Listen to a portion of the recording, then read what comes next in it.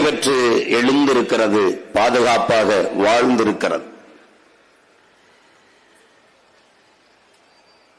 வீரத்தை போற்றாத நாடுகள் வீழ்ந்திருக்கிறது.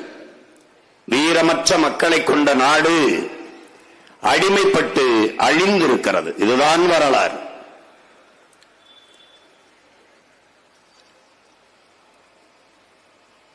ஆனால் தமிழ் பேரினம் மானமும் அறமும் வீரமும் உயிரென்று வாழ்ந்த ஒரு இனத்தின் கூட்டம்.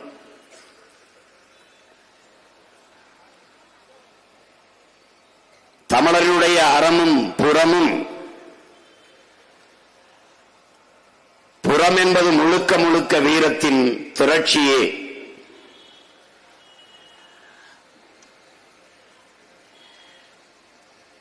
அந்த வீர பேரினத்தின் வரலாற்றின் வழித்தடத்திலே வீரமிக்க குறியீடுகள்தான் இன்று நம்மால் போற்றப்பட்டுக் கொண்டிருக்கிற வீரப்பனார் அவர்களும் நம்முடைய வீர பெரும்பாட்டன் தீரன் அவர்களும்.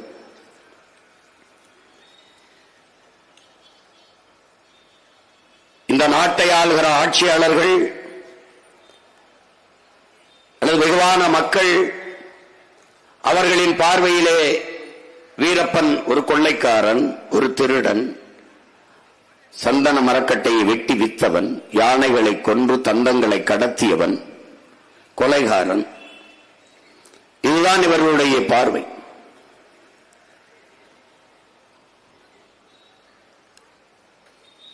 அவனுடைய பிள்ளைகள் நம்மால் எழுப்பப்படுகிற கேள்விகளுக்கு இங்கே எவரிடத்திலும் பதில் இல்லை. நான் இந்த களத்திற்கு தளத்திற்கு வந்த பிறகு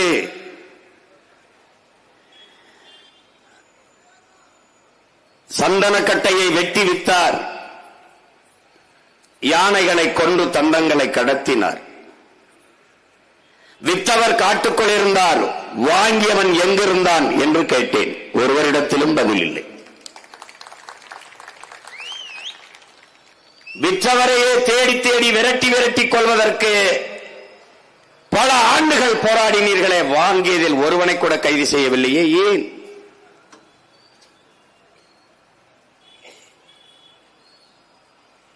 அவரே சொல்கிறார், ஓராண்டு வெற்றினேன், 1 கோடி ரூபாய் காசு கிடைத்தது, அந்த காசை எல்லாம் ஏழை சனங்களுக்கு கொடுத்து விட்டேன் என்று.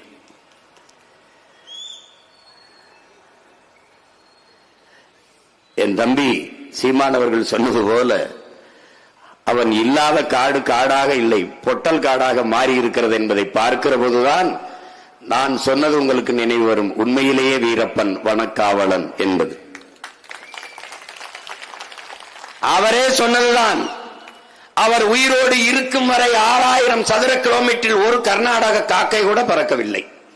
செத்து விழுந்தார், ஒக்கனைக்கல் என்னது என்று எடியூரப்பா வந்து நின்று விட்டார். ஒற்றை மகனாக நின்று மொத்த காட்டையும் இந்த நாட்டின் எல்லையும் காத்து நின்ற மாவீரன் நம்முடைய வீரப்பன் அவர்கள். இந்த இந்தியர்கள் திராவிடர்களுக்கு தமிழனின் எவனவன் எழுச்சி குறியீடாக, வீரமிக்க குறியீடாக நிமிர்கிறானோ அவனை வீழ்த்தணும். அப்படித்தான் நமது முன்னவர்கள் ஒவ்வொருவரையும் வீழ்த்தினார்கள். அறிவுத்தளத்திலே அல்லது வீர களத்திலே எவன் எழுந்தாலும் அவனை பழி சுமத்தி வீழ்த்துவார்கள். இப்படித்தான் நம் உயிர் தலைவன் மேதகுவே பிரபாகரனை பிரிவினைவாதி, பயங்கரவாதி, தீவிரவாதி என்று பழி சுமத்தி அழித்து வீழ்த்தினார்கள். என்னரும் தம்பி தங்கைகளே, என் அன்பான மக்களே, காந்திக்கு பகத்சிங் கூட பயங்கரவாதி தான். வெள்ளைக்காரனுக்கு சுபாஷ் சந்திர போஸ், பகத்சிங் பயங்கரவாதி. ஆனால் எங்களுக்கு மாவீரர்கள், புரட்சியாளர்கள். அப்படித்தான் என் இனம் சாராத இந்த ஆட்சியாளர்களுக்கு எங்கள் அவர்கள் திருடர்கள், பயங்கரவாதிகள், கொள்ளைக்காரர்கள். ஆனால் எங்களுக்கு அவர்கள் மாபெரும் வீரர்கள், எங்களது இனக்காவலர்கள், வனக்காவலர்கள், எங்கள் மதிப்புமிக்க முன்னவர்கள். வழிபடத்தக்க முன்னவர்கள், போற்றுதற்குரிய இறை மக்கள். உலகம் 1000 சொல்லலாம் பிரபாகரன் பயங்கரவாதி என்று. அவன் பிள்ளைகள் நாங்கள் அந்த உலகத்திற்கு உறக்கச் சொல்லுவோம், பிரபாகரன் எங்கள் தலைவன் என்று. அதை போலதான் இந்த ஆட்சியாளர்களுக்கு சொல்லுவோம் நாங்கள், வீரப்பன் எங்கள் வனக்காவலன் என்று, எங்கள் எல்லை சாமி என்று. வாழும்போது அவனை புறந்தள்ளியது போல அவன் புதைத்த இடத்தையும் நீ புறந்தள்ளி போடலாம். ஆனால் அவன் பிள்ளைகள் கையில் இந்த நிலமும் அதிகாரமும் சிக்கும். அன்னைக்கு அவன் நினைவிடம் கோயிலாக இருந்து எல்லோராலும் போற்றப்படும். வரலாற்றிலே என் அன்பு தம்பி தங்கைகளை, வரலாற்றில் தெளிவு வராத எந்த இனமும் எழுச்சி வர முடியாது. வீழ்ந்துவிட்ட ஒரு தேசிய இனம் வரலாற்றின் வழியில் நடந்துதான் எழுச்சி வர முடியும். அந்த வரலாறு எப்போதும் வீரர்களுக்கானது. உன்னுடைய குலதெய்வங்களாக இருக்கிற ஐயனார், கருப்புசாமி, சுடலை மாடன் எல்லோரையும் பார், அவன் எல்லை காத்தவனாக, ஊரை காத்தவனாக இருப்பான். அப்படித்தான் நம்முடைய முருகன், அப்படித்தான் நம்முடைய மாயவன். அவன் இனதெய்வன், இவன் குலதெய்வம். இப்படி நாம் போற்றி வணங்குகிற முன்னவர்கள் எல்லாரும் வீரத்தின் குறியீடாக நின்றவர்கள். அப்படித்தான் வீரம் என்பது என்ன? ஒருவன் 100 பேரை சுட்டுக் கொள்வதல்ல, ஒருவன் 10 பேரை வெட்டிக் கொள்வதல்ல. ஒருவன் தன் உயிரை கொடுத்தேனும் இன்னொரு உயிரை காப்பானே ஆனால் அதுதான் உண்மையிலே மாபெரும் வீரன், ஆகச் சிறந்த வீரம். அதுதான். அப்படி நின்றவர்கள் தான் எங்கள் முன்னவர்கள்.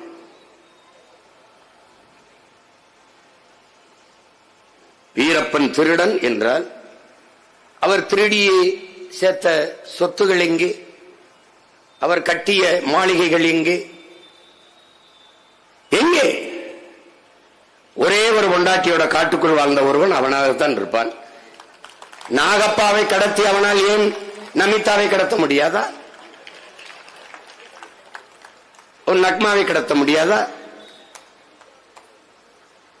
அவனுக்கு அதுவல்ல வேலை. காட்டுக்குள் வாழ்ந்தான். நாட்டை ஆள்கிற திராவிடர்கள் ஆட்சியிலே கள்ளச்சாராயம், நீங்காச்சினால் கள்ளச்சாராயம், அரசியல் காய்ச்சினால் நல்ல சாராயம், ரெண்டும் ஒண்ணுதான்.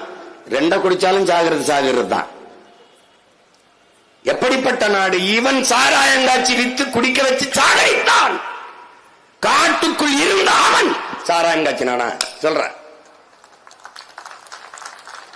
கட்டிய பொண்டாட்டி தவிர வேற ஒரு பெண்ணின் நிழலை தொட்டானாடா? காட்டுக்குள்ள கடத்திட்டு போய் கற்பழிச்சான் செய்திருக்கடா? சொல்றாப்பா, சொல்லு. ஆனா நீ ஒவ்வொருத்தனும் 3 பொண்டாட்டி 4 பொண்டாட்டி கட்டி பெத்த பிள்ளைகளுக்கெல்லாம் பதவி கேட்டு நீ தலைவன்னா இப்ப இவன் யாருடா? இவனுக்கு பேர் என்ன? அப்ப இவன் தெய்வம். என்னது? வெத்தலை வாக்கு போட்டார் அல்லது பூ சுருட்டு பிடித்தார்? ஏதாவது சொல்லு, ஏதாவது சொல்லு. சாராயம் குடித்தார்? ஏதாவது சொல்லு. இல்லை. ஏன்? தமிழ் பேரினத்தின் மாண்பு. நாட்டுக்குள் வாழ்கிற மக்கள் கடைபிடிக்க வேண்டிய அறத்தையும் ஒழுக்கத்தையும் காட்டுக்குள் வாழ்ந்தவன் கடைபிடித்தான். அதற்கு காரணம் அவன் முன்னவன், எங்கள் உயிர் தலைவன் பிரபாகரன்.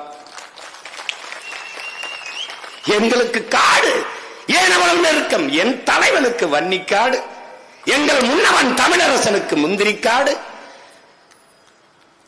எங்களவன் வீரப்பனுக்கு உனக்கு தெரியும் என்ன காடு? சந்தன காடு.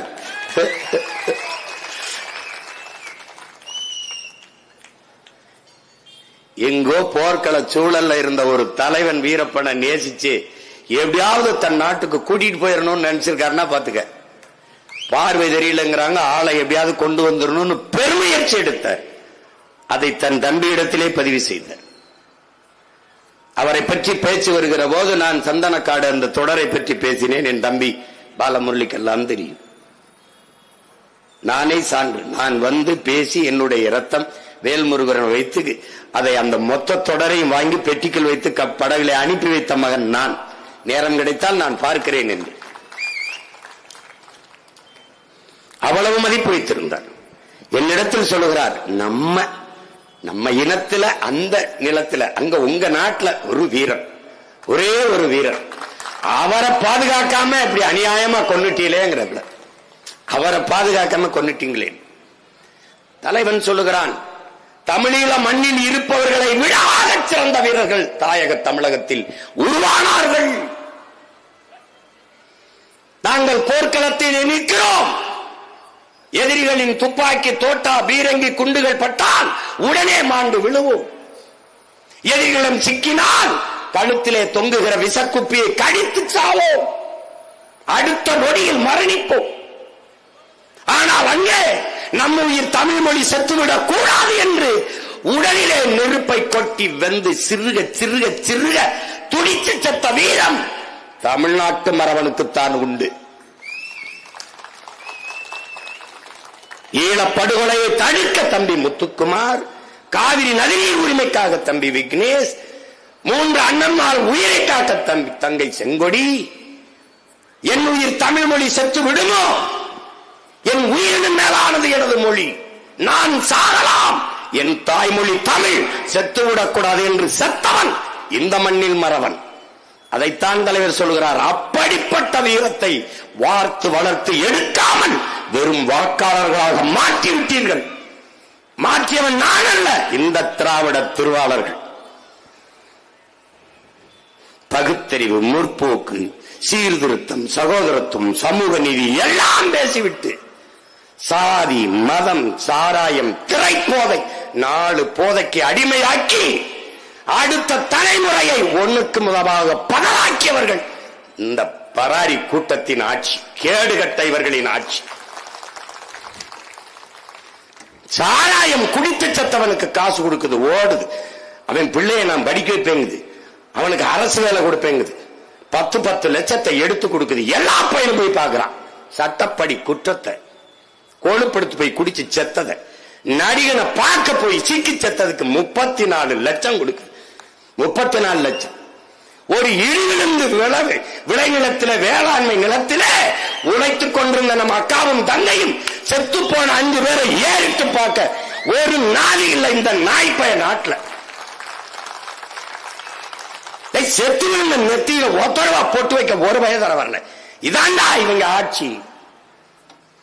பங்கள ஒழிக்கணும் தாண்டா நமது முன்னவர்கள் கலந்தார்கள். அவனவன் இருந்த இடத்தில் அவனவன் கடமையை செஞ்சான். அவன் வாழ்ந்த காட்டை காடாக வைத்திருந்தான் வீரப்பன்.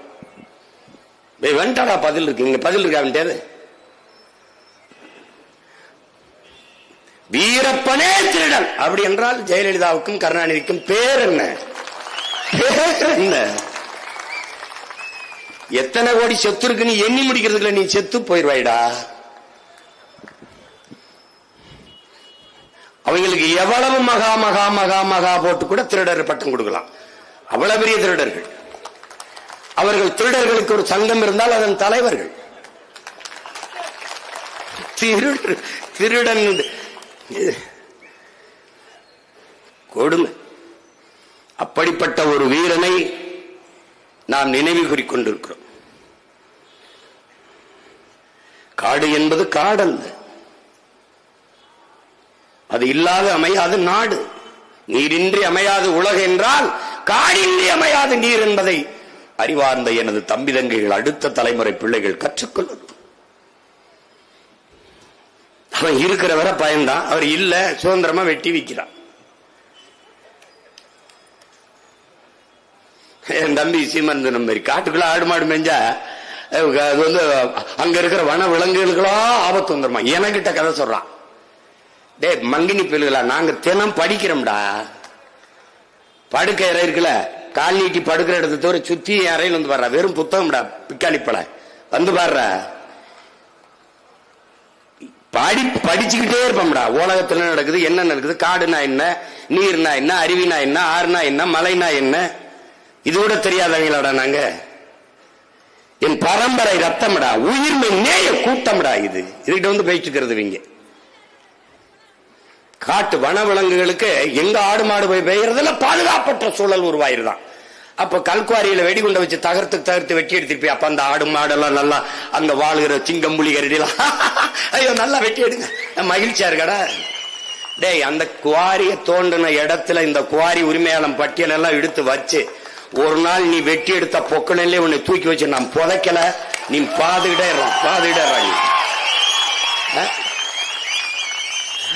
யாரு ஒரு குவாரி ஓனரு. இது ஆள் இல்லை இப்போ. அவர் மட்டும் துப்பாக்கியோட இப்படி காட்டுக்குள்ள சுத்திக்கிட்டு இருந்தா நான் இந்த குவாரி நான் வரலங்க, எனக்கு வேணாங்க குவாரின்ட்டு போயிருப்பான். வாரி வாரி எடுத்துக்கிட்டு போறதுனால அதுக்கு பேரு குவாரின்னு வச்சிருக்கான். அப்படிப்பட்ட ஒரு வீர மகனை நாம் போற்றிக் கொண்டிருக்கிறோம். அவருக்கு அவருடைய பிள்ளைகள் நாம் பெருமிதத்தோடும் திமிரோடும் நம்முடைய வீர வணக்கத்தை காலையில் செலுத்தினோம். மறுமுறை ஒரு முறை என்னுடைய வீர வணக்கத்தை செலுத்துவதில் நான் மகிழ்கிறேன். அவருக்கு முன்னவன் தமிழ் பேரினத்தின் வீரத்தின் பெரும் வடிவமாக இருக்கிற நம்முடைய முன்னவன், நம்முடைய வீர பெரும்பாட்டன் தீரன்.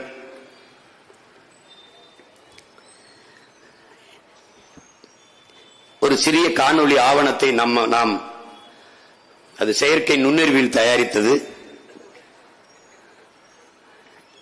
ஏன்னா நம் பாட்டனுடைய படங்கள் நம் இடத்தில் இல்லை, வரலாற்று செய்திகளும் முழுமையாக இல்லை. ஏனால் வரலாற்றில் புறக்கணிக்கப்பட்ட ஒரு இனத்தின் மக்கள். புரட்சியாளர் அம்பேத்கர் சொன்னதை போல, என் அன்பு தம்பி தங்கைகளே, வரலாற்றில் புறக்கணிக்கப்பட்ட ஒரு இனத்தின் மக்கள் ஒரு நாள் தங்களுக்கான வரலாற்றை தாங்களே எழுதுவார்கள். அப்படி நிராகரிக்கப்பட்டு புறக்கணிக்கப்பட்ட இனத்தின் பிள்ளைகள் நாங்கள் இன்று எங்களுக்கான வரலாற்றை எழுதிக் கொண்டிருக்கிறோம். அதில் ஒரு பக்கம்தான் என்னுடைய வீர பெரும்பாட்டன் தீரனின் இந்த வீர புகழை போற்றுகிற இந்த நிகழ்வு. அன்னைக்கு அவர் நினைவு தினத்தில் போட்டாம என்ன பண்ண, அன்னைக்கு தான் மலை மேல ஏறி மாடு மேய்க்கிறேன்னு தேதி குறிச்சிட்டேன், போயிட்டேன். அந்த இடத்துல வச்சு சொன்னேன், ஒவ்வொரு நாளும் என் தீரனின் நினைவுதான் எங்கள் இதயத்தில். ஒவ்வொரு தமிழ்நாட்டின் ஒவ்வொரு தடமும் அவன் காலடிபட்ட தடம் தான். எங்கு நின்றும் எந்த இடத்தில் நின்றும் அவன் பெரும்புகழை நாம் போற்றிக் கொண்டே இருக்கலாம். அதனால் இன்றும் அவன் நினைவுதான், என்றும் நம் இதயத்தில் அவன் நினைவுதான். அதைத்தான் நான் சொன்னேன், எங்கள் சிந்தை முழுக்க சின்னமலை சினர்ந்து எழுவோம் சிறுநரி கூட்டம் எந்த மூலை என்கிற முழக்கத்தை முன்வைத்தேன். எங்கள் பாட்டனின் வீரம் பட்டு போகாது, அவன் பரம்பரை பிள்ளைகள் எங்களை விட்டு போகாது. அவன் கனவு பெரிது, தீரன் அவன் பேரணியவன். அருமை பெருமக்களே, ஒரே ரத்தமா அதே வீரம் என்று முழக்கத்தை முன்வைத்தேன் நான். காரணம் என்ன?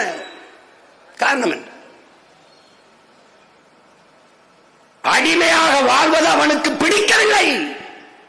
அடுத்தவன் அதிகாரத்தின் கீழே அன்னை தமிழினம் வாழ்வதில் அவனுக்கு பிடிக்கவில்லை. அழுவனுக்கு அவன் நான் உனக்கு வரி கட்டுவதை எதிர்க்கவில்லை, நீ என்னை ஆள்வதையே எதிர்க்கிறேன் என்றான். அதேதான் எங்கள் உயிர் தலைவன் மேதகவே பிரபாகரன் அவர்கள். அடிமை வாழ்வினும் உரிமை சாவு மேலானது. எதுக்கு மாற்றான் இடத்திலே மண்டியிட்டு வாழ்வதை விட மானத்தோடு போரிட்டு மாண்டு போகலாம். அடுத்தவன் காலிலே விழுந்துதான் வாழ வேண்டும் என்கிற நிலை இருக்குமானால் நான் எழுந்து நின்று இறந்து போவேன் என்கிறான் சேகுவேரா. அதற்கு முன்பே நம் முன்னவர்கள் வாழ்ந்து காட்டினார்கள். யார் நிலத்திலிருந்து யாருடா வரி எடுத்துட்டு போறது? யார் நீ? நிலம் என்னது, உழைப்பு என்னது, விளைச்சல் என்னது? உனக்கு எதற்காக வரி கட்ட வேண்டும்? அந்த எண்ணம் தான் அடுத்தவன் ஆள்வதில் வாழ பிடிக்காத வீரன் நம்முடைய பாட்டன் தீரன் அவர்கள். அதேதான் நேருக்கு நேராக ஒரே ரத்தம், அதே வீரம். நிலமும் களமும் தான், காலமும் தான் வேறு. அந்த நிலத்தில் இருந்த நம் தலைவன் யாரடா சிங்களன், நீ எதுக்குடா என்ன ஆடுற, இது என் நிலம், என் நாடு, என்னை அடக்கி ஒடிக்க ஆளுவதற்கு நீ யாரு? இங்கே தீரன், அங்கே அவன் பேரன்.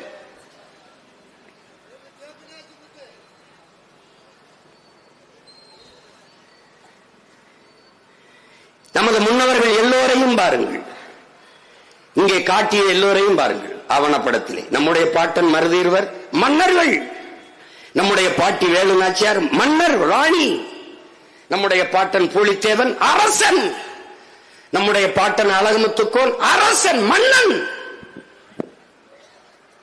அதற்கு முன்பிருந்த மூவேந்தர்கள் எல்லாம், சேர சோழ பாண்டிய பேரரசர்கள் எல்லாம் அரசர்கள்.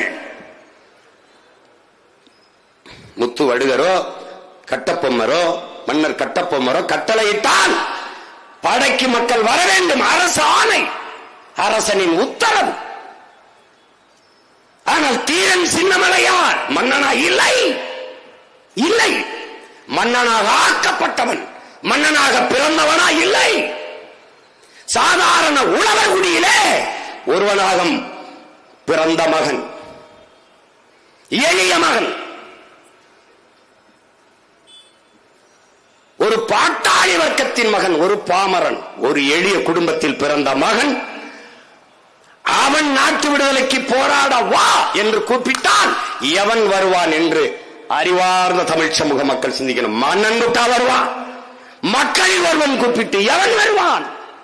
ஆனால் என் தீரன் கூப்பிட்டு வந்தான் மக்கள். காரணம் என்ன? அவன் வீரன், அவன் வீரன். எவ்வளவு ஆளுமை, எவ்வளவு ஆற்றல் இருந்தால் அவன் மக்களை பேசி ஒருங்கிணைக்க பல்லாயிரக்கணக்கான இளைஞர்களை அவன் திரட்டி இருக்க முடியும் என்பதை எல்லாரும் தமிழ் மக்கள் சிந்திச்சு பார்க்கணும். இதற்கு பேர்தான் என் அன்பு மக்களே வரலாற்றில் புரட்சி என்று பெயர். ஒரு எளிய மகன் அடிமைப்பட்டு கிடக்கிற அன்னை நிலத்தின் விடுதலைக்காக வா போராடி சாவோம் என்று கூப்பிடுகிற போது உயிரை கொடுக்க துணிந்து ஓடி வந்த கூட்டம் இருக்குமானால் அது இந்த நிலத்தில் முதலாக நம்முடைய வீர பெரும்பாட்டன் தீரனுக்குத்தான். அந்த வரலாறு இந்த நிலத்தில் எவனுக்கும் இல்லை, அவன் ஒருவனுக்குத்தான். அதற்கு பிறகு எவனுக்கு உண்டு? அவனுடைய பேரன், ஒரே ரத்தம், அதே வீரம்.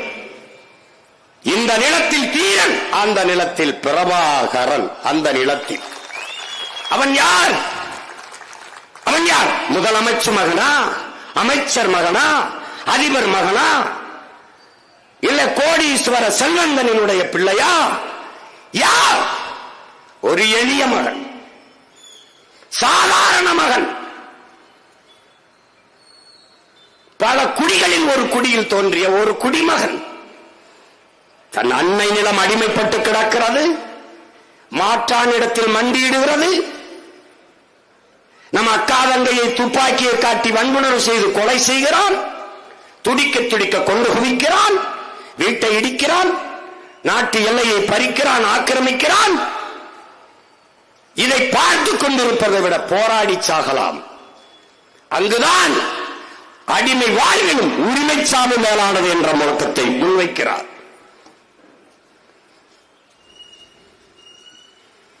அந்த முழக்கத்தை முன்வைத்து மக்களை திரட்டுகிறான்.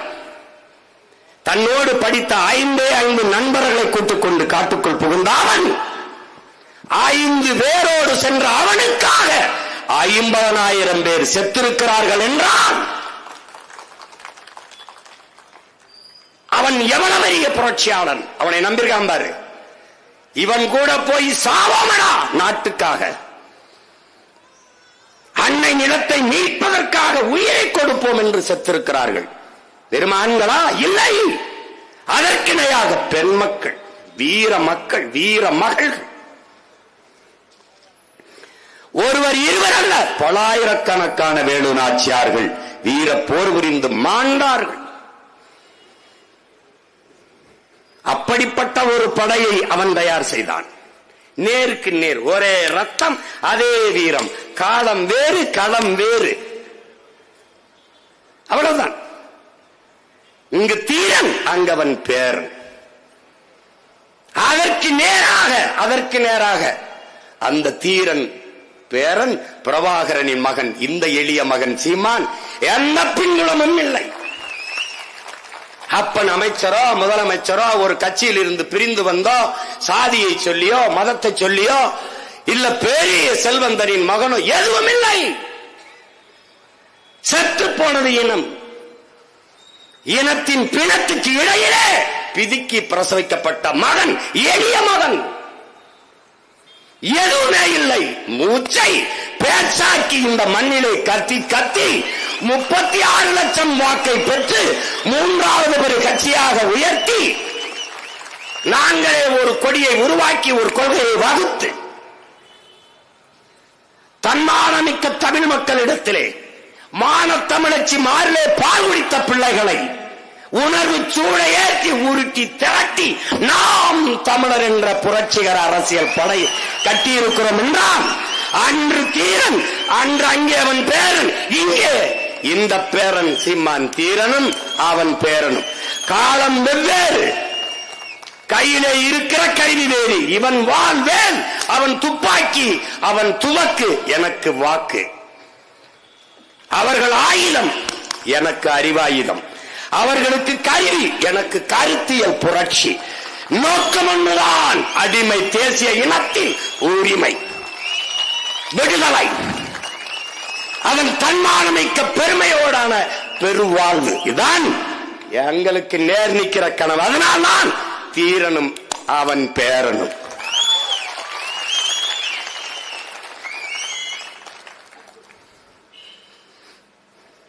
தோற்க பயப்படுறவன் வீரனா இருக்க முடியாது. தோற்க பயப்படும், உயிருக்கு பயப்படும் வீரனா இருக்க முடியாது. 3 முறை அடித்து விரட்டாண்டா பீரங்கிய துப்பாக்கிய நம்ம பாட்ட 3 முறை வெறும் குதிரை வாழும் வேலையும் வச்சு. சாவதுன்னு ஆயிடுச்சு. அப்புறம் சரண்டறிஞ்சு சாகிறது, சண்டைட்டு சத்துருவோம்டா. அதான்டா நம்முடைய பரம்பரை மரபணு. வீரப்பனை எப்படி இப்ப புடிங்கி போய் நேருக்கு நின்று சுட்டு விட்டாரா விஜயகுமார்? தொலைச்சிருப்பான். சின்னத்தாளுக்கு காசை கொடுத்து மோர்ல வேஸ்த வச்சு கொண்டு விட்டான்டா. ஆங்கில படம் தோத்து போகும்டா.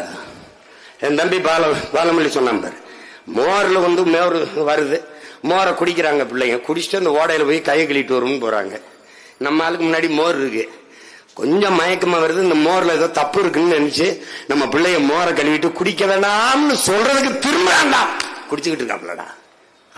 பாடம் கூட தோத்து போயிரும்டா. இறந்து போயிட்டாரு விஷத்தை குடிச்சு. 3 நாள் 2 நாள் கழிச்ச ஆடு மேய்க்கிற ஒரு பையன் அனுப்பி அங்க என்ன நடக்குன்னு பாருன்னா, ஆமா ஆள் செத்து கிடக்கணும்னா, அப்புறம் போய் இந்த வெண்ணைக்கு பிறந்த வெண்ணமை இங்க அங்க போய் அவரை எடுத்துக்கிட்டு வந்து அந்த மீசையை வெட்டி கொண்டு போய் அந்த இதுல வண்டியில ஏத்திட்டு போயிட்டு சுட்டு ஆட்டு ரத்தத்தை பீச்சு விட்டு ஏமாத்தின பிக்காளி பயிலடா, அவங்க பேடி பயிலு. விஜயகுமார் மொட்டை அடிச்சாப்படா அன்னைக்கு. நான் ஒரே ஒரு மகன் தான்டா கேட்டேன். நாங்கெல்லாம் எங்க அப்பன் செத்ததுக்கு தான் மொட்டை அடிப்போம், நீ மொட்டை அடிக்கிறிய?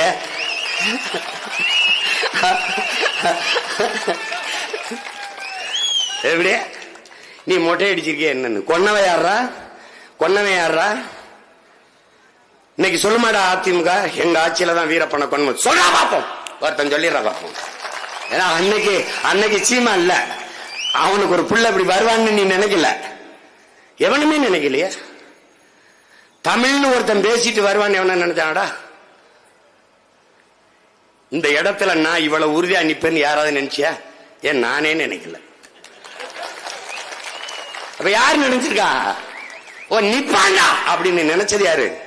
என் தலைவன் பிரபாகரன். அவன் நிப்பாங்க.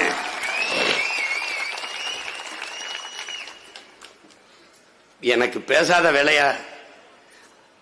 அரை விழுக்காடு ஓட்டு வச்சிருக்கனுக்கு 500 கோடிங்கிறான். 8 விழுக்காடு ஓட்டு வச்சிருக்க நமக்கு என்ன? எம்மலை போல ஒரு படை ஒன்று வச்சிருக்காங்கடா. இது படை, மற்றவங்களுக்கு சொறி சிறங்கு படை. இது ராணுவம்டா, மக்கள் ராணுவம். சீருடை அணியாத ஆயுதம் ஏந்தாத அறிவாயுதம் ஏந்திய மக்கள் ராணுவம். நாங்க சீருடை போடல, இடுப்புல துப்பாக்கி செருகல.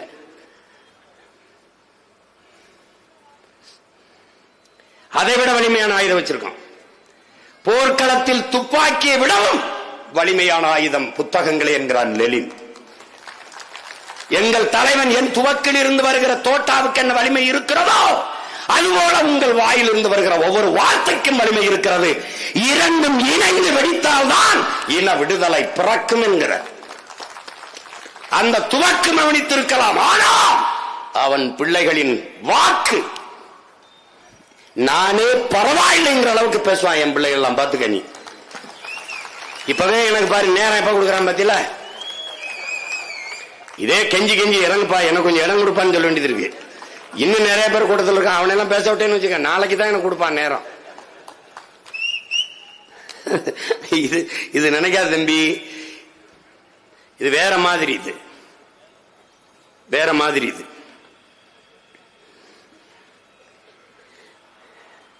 நாங்கள் தோற்று இருக்கிறோம் நிறைய தேர்தல்களில். தேர்தலில் வெற்றி மட்டுமே வெற்றி அல்ல. தேர்தலில் வென்றவன் சாதிக்காததை தேர்தலில் தோற்ற பிள்ளைகள் நாங்கள் சாதித்திருக்கிறோம். நீ 8 வழிச்சாலை அப்படி 8 வழிச்சாலை எங்க போடு போடு போடு பாப்போம் போடு. நாங்க பரந்தூர்ல விண்ணூர்தி நிலை எங்க கட்டு பார்ப்போம், ஒரு கட்டு.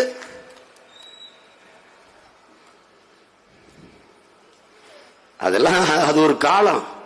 சின்ன பிள்ளைல நாங்க ஐஸ் வாங்கி தின்னுக்கிட்டு இருக்கும்போது ஐஸ் பாய் விளையாடிட்டு போயிட்டேன். நீ இப்ப இவங்க அப்படி ஆள் கிடையாது. இது தம்பி தோளில் கை வைத்து அடர்ந்த காட்டுக்குள் சொல்லி அனுப்புறான். ஒரே வார்த்தை தான், சாக துணிந்து விடு, உனக்கெல்லாம் சாதாரணமாயிரும்.